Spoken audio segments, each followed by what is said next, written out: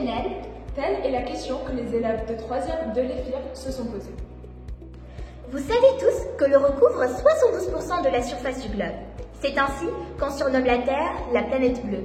Mais savez-vous que dans cette colossale quantité d'eau, l'eau douce ne représente que 2,8%? Et ce n'est pas tout. Sur ces 2,8%, les glaciers en stockent 68%. 30% sont cachés dans les nappes phréatiques. Le reste se promène tranquillement entre rivières, lacs et autres humidités atmosphériques. Au final, moins de 1% de la quantité d'eau présente sur Terre est à la fois liquide et douce, soit l'équivalent d'une goutte sur un litre. Alors, si je vous dis ça, c'est parce que l'eau douce, on en consomme de plus en plus chaque jour. Et si on ne prend pas soin de celle-ci, elle pourrait venir à manquer. Chaque jour, dans le monde, une personne consomme en moyenne 137 litres d'eau. Depuis une centaine d'années, notre consommation d'eau potable a été multipliée par 6. D'ici 2050, la quantité d'eau disponible par personne pourrait tomber à la moitié du niveau actuel. Les gouvernements du monde entier commencent à prendre conscience de la gravité de la situation environnementale et à chercher des solutions pour préserver l'eau douce. À notre niveau, en tant qu'élève de 3e scolarisé à l'EFIR et en tant que futur citoyen de la planète Terre, nous avons décidé de travailler sur ce sujet. Nous avons profité de l'occasion du déménagement de l'EFIR et de la construction de notre nouvelle école, plus grande et plus écologique, pour agir sur le développement durable. C'est le projet de l'EFIR pour 2027.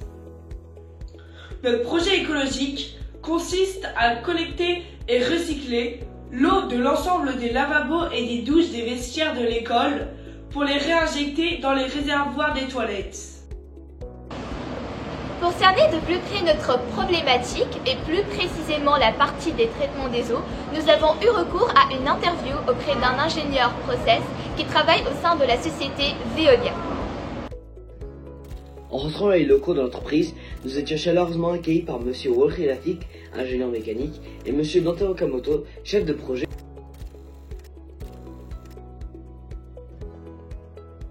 Tout d'abord, ils nous ont conseillé de réaliser des analyses sur les eaux usées de l'école, afin de prévoir la méthode de filtration adéquate pour traiter les eaux grises de l'école, ainsi que les matériaux les plus favorables pour ce genre de projet. Veolia, d'accord, que vous connaissez, une boîte française, qui travaille, on va dire, sur 3 grands secteurs.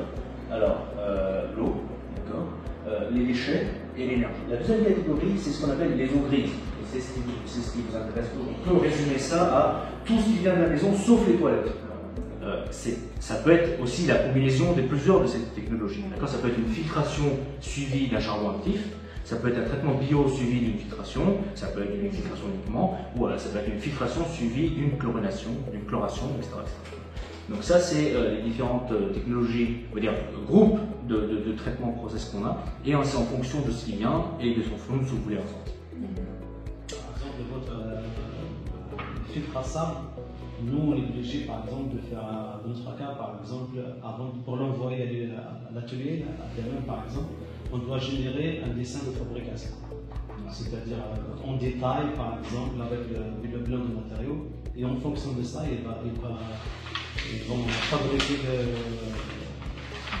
le filtre.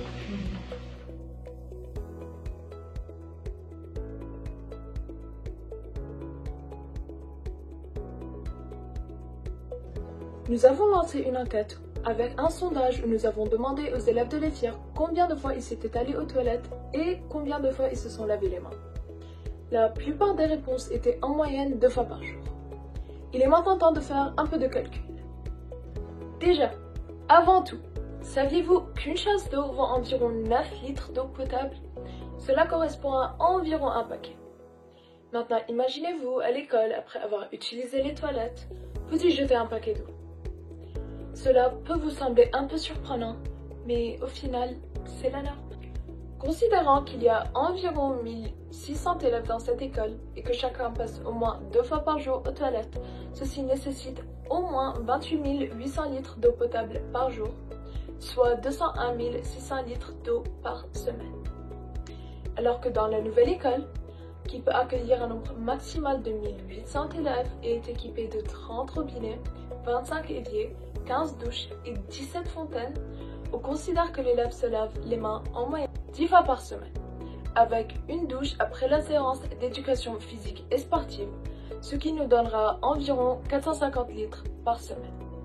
Cette eau collectée dans les réservoirs sera d'environ 810 000 litres d'eau par semaine. Alors, d'après ces données chiffrées, les réservoirs seront suffisants pour approvisionner l'ensemble des toilettes du nouvel établissement de l'EFIR.